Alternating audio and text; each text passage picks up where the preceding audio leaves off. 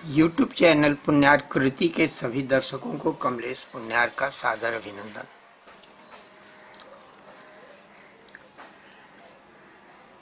मेरी कहानी मेरी जुबानी श्रृंखला के अंतर्गत आज एक नए प्रसंग की चर्चा कर रहे हैं आपके समक्ष। अनासक्ति योग से साक्षात्कार।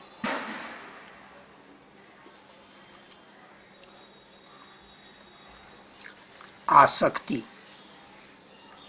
अनुरक्ति, मोह इत्यादि बिल्कुल समानार्थी शब्द जैसे लगते हैं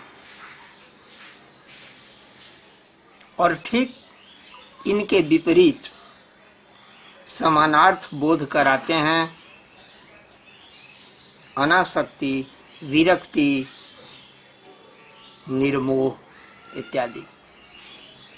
किंतु गहराई में यदि जाएं, किसी शब्द यानी पद की स्थिति का किसी से साम्य नहीं है,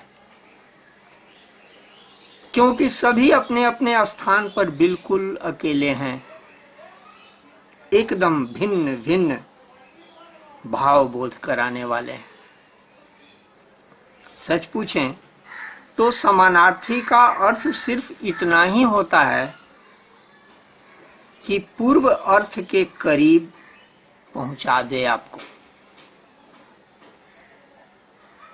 और ये बात भी उतना ही सच है कि किसी शब्द का विशुद्ध पर्यायवाची शब्द होता ही नहीं है।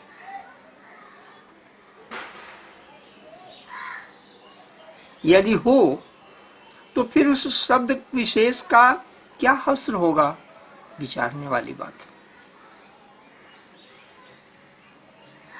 उदाहरण के लिए पंकज का मान्य अर्थ कमल होता है, किंतु पंकज का मतलब जोंक भी तो होता है। जोंक एक जलीय प्राणी। इसी भांति कमल और इंदिवर ये दोनों बिल्कुल एक नहीं है। इंदिवर तो सिर्फ नील कमल को ही कह सकते हैं, अन्य सभी कमल को नहीं। शब्दों के अर्थ से जरा हटकर यहाँ हम सिर्फ आसक्ति शब्द को समझाने का प्रयास कर रहे हैं। आसक्ति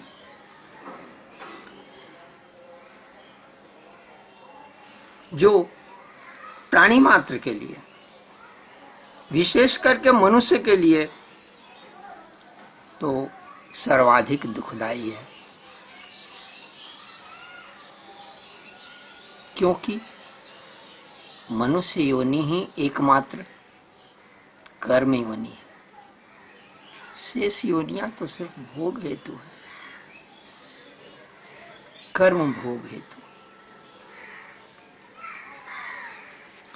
आसक्ति से सर्वदा बिलग होने, ध्यान देने की बात है, अलग नहीं। अलग और बिलग में फर्क, अंतर। आसक्ति से सर्वदा बिलग होने यानी अनासक्ति की स्थिति जो बनती है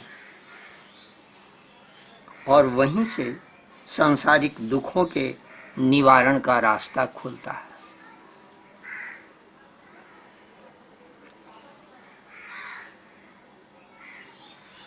एक रोचक प्रसंग की चर्चा यहाँ करना चाहते हैं इस छोटी भूमिका के साथ। एक बार एक संत के पास एक युवक पहुंचा गुरु दीक्षा के उद्देश्य से। संत ने किंचित विचार किया और कहा कि अच्छा हुआ कि तुम आ गए, मेरी कुटिया की देखभाल करो 1-2 दिन, और फिर मैं लौटकर आता हूं, तब तुम्हें दीक्षित करूंगा। आगंतुक से अता पता पूछकर, परिचय पूरा जानकर कुटिया का भार उससे सौंप कर संत जी चले आए सीधे उसके घर।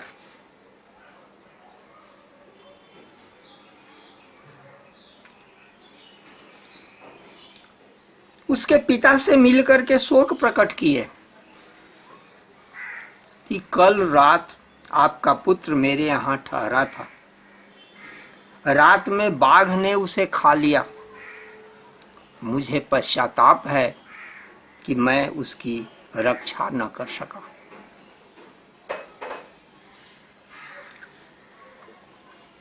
युवक के पिता ने कहा, आप संत हैं किंतु व्यर्थ संतप्त हो रहे हैं। एकः वृक्षः समारूढ़ नाना पक्षी समागम प्रातः परिविहंग्याति काकस्य परिवेदना। एकः वृक्षः समारूढ़ नाना पक्षी समागतः नाना पक्षी समागम प्रातः परिविहंग्याति काकस्य परिवेदना।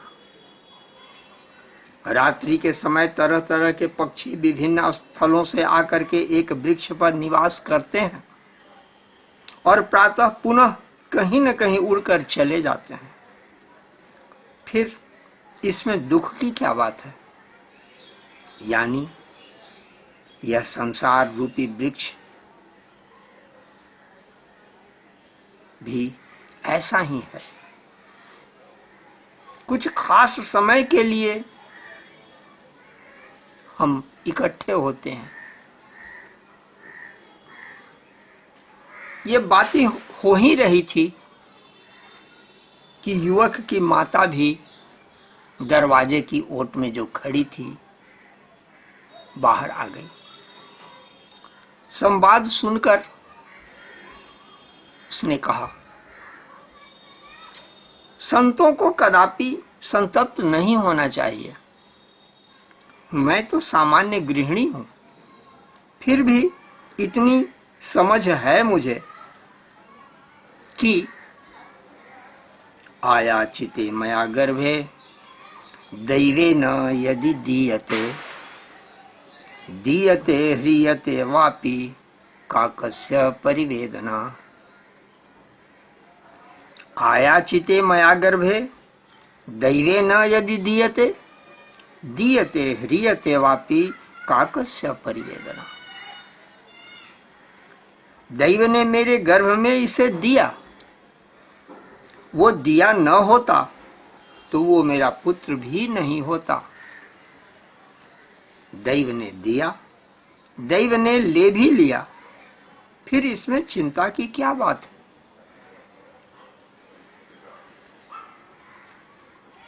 बातें हो ही रही थी कि किवाड़ की ओट से बाहर आकर युवक की पत्नी सामने उपस्थित हुई। उसने संत जी को समझाते हुए कहा, आप दुखी न हो महात्मन, आप दुखी न हो। अन्यानि वहति काष्ठानि नद्यानि वहति संगमे संगमे वायुवृक्षस्य काकस्य परिवेदना। अन्यानि वहति काष्ठानि नद्यानि वहति संगमे संगमे वायुवृक्षस्य काकस्य परिवेदना। नदी में छोटी छोटी लकड़ियां बहते रहती हैं। वायु के वेग से प्रभावित होकर के कभी कभी दो लकड़ियां एक साथ हो जाती हैं, पुनः उसी वायु के प्रभाव से विलग भी हो जाती हैं। अब भला इसमें किस प्रकार की वेदना?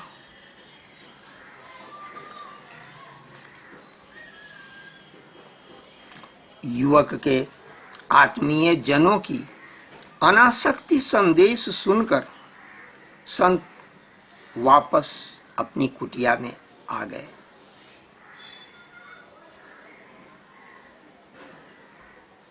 और युवक से बोले, मैं तुम्हारे गांव चला गया था तुम्हारे विषय में जानकारी करने, यह जानने के लिए कि तुम सही में दीक्षा के अधिकारी हो या नहीं। किंतु बड़े खेद की बात है कि वहां जाने पर ज्ञात हुआ कि तुम्हारे आने के दूसरे ही दिन पुत्र शोक से पिताजी चल बसे। तुम पहले ही निकल चुके थे घर त्याग करके, पिता चले गए। पुत्र और पति के शोक में तुम्हारी मां भी प्राण त्याग दी, और ऐसी घोर विपत्ति को बेचारी तुम्हारी पत्नी कैसे सहन कर पाती। सास ससुर पति सबका वियोग कैसे वह सह पाती। कुछ ही देर बाद उसकी भी हृदय गति बंद हो गई।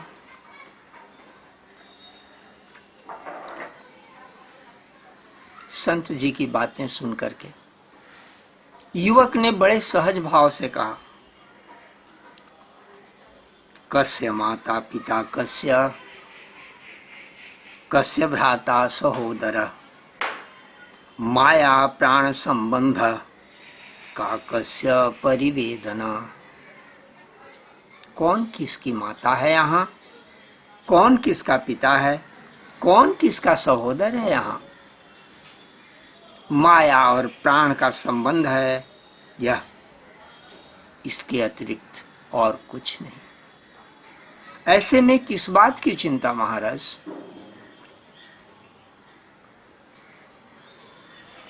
युवक की बात सुनकर के संत महाराज गदगद हो गए,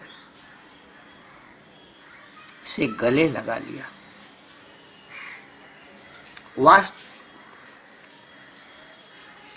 से उसे अवगत कराया।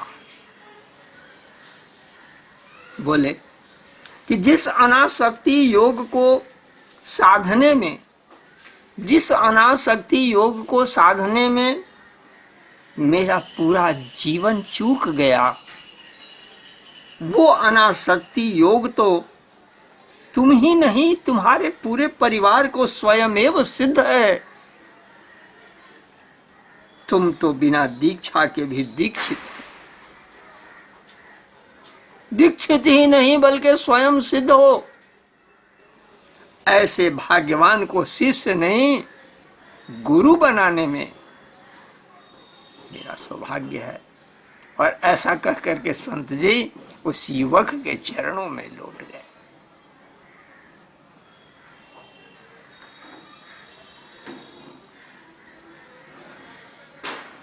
अभी आपने सुना मेरा ये छोटा सा आलेख, अनासक्ति योग से साक्षात्कार।